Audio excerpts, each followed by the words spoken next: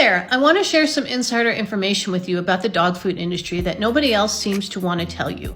We are in unprecedented times in terms of supply chain and increasing costs. I'm sure you've all noticed that costs have increased on everything for all of us, and I haven't noticed any exceptions, and I'm guessing you haven't either.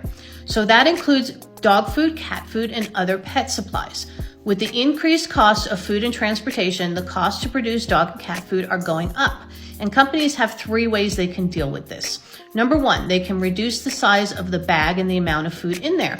This is called a reverse price increase. What this means is that the price of the food stays the same, but you get less and you have to buy it more often.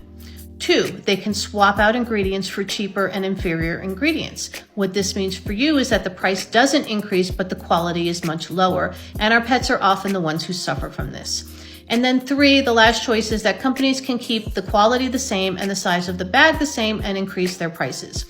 What's interesting to note about all of this is that companies are not required to tell you when they lower the quality or change the ingredients of their pet food or reduce the size of the bag.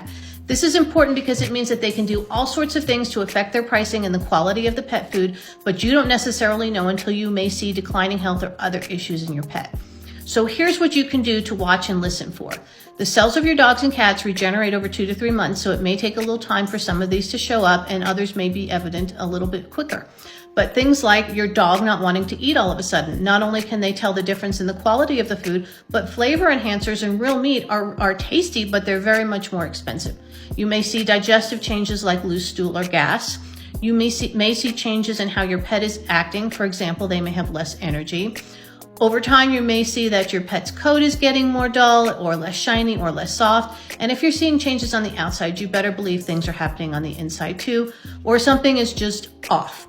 And I know this is disturbing information for many of us, but it can also be a blessing in disguise because it gives us an opportunity to see what our pet food companies are really doing and to make better choices if we need to.